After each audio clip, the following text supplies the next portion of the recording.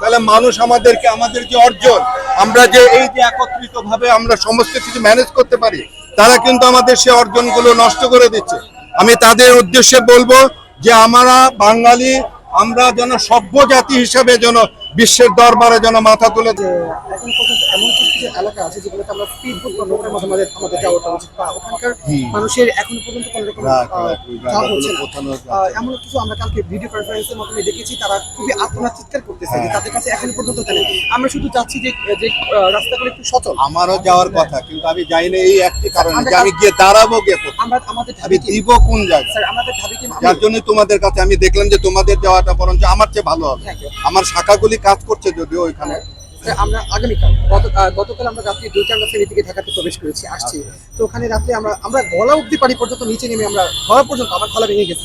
তো ওখানে দেখেছি ইভেন কি যতটুকু পর্যন্ত যাওয়া যেত রাস্তার পানি কারণেই সম্পূর্ণ ভেঙে গেছে, নিচে অবস্থা ভেঙে গেছে, কোনো দাঁড়ানো জানে এখানে দাঁড়ায় নরম মানে তলিয়ে যাচ্ছে আর কি, এরকম পরিস্থিতি হচ্ছে।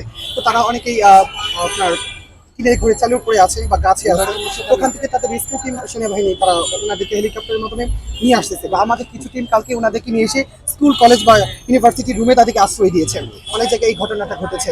তো তাদের একটা কথা ছিল যে এটা প্লিজ একটু, তো তারা একটা কথা জানিয়েছে যে আরো কিছু যে জায়গায় দুর্গম এলাকাগুলো যেগুলো ছিল, যেমন গাছপালা তারা আচ্ছাদিত যে এলাকাগুলো ছিল, ওই জায়গাতে এখনো পর্যন্ত আমাদের রেস্কিউ টিম আমরা পাঠাতে পারিনি। এই জন্য আমরা নিজেদের কাছে একটু অন্যরকম প্রকাশ করছি, বা তাদের কাছে যাওয়ার জন্য আপনারা যেভাবে আছেন আপনাদের আপনার সোশ্যাল মিডিয়ার মাধ্যমে বা তারা আন্তর্জাতিক গণমাধ্যমের মাধ্যমে তাদের কাছে জানানো, তারা জানিয়েছে। তো তাদের কাছে যেন আমরা অতি শীঘ্রই পাঠাতে পারি সেই দিকে আপনাদের একটু খেয়াল রাখতে হবে।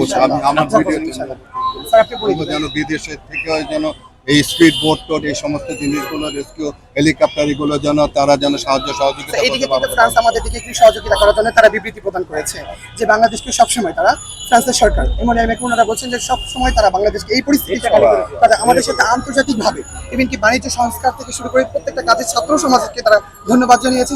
ছাত্ররা যেভাবে ট্রাফিকের দায়িত্ব পালন করেছে, ছাত্ররা যেভাবে এই আন্দোলনের সাথে অতপ্রতভাবে জড়িত ছিল, বৈষম্য বিরোধী ছাত্র আন্দোলন যেভাবে তাদের উচ্ছ্বাস প্রকাশ করেছেন, যেভাবে তাদের তারুণ্য প্রকাশ করেছে, এ থেকে তারা বুঝতে পেরেছে। Thank you sir.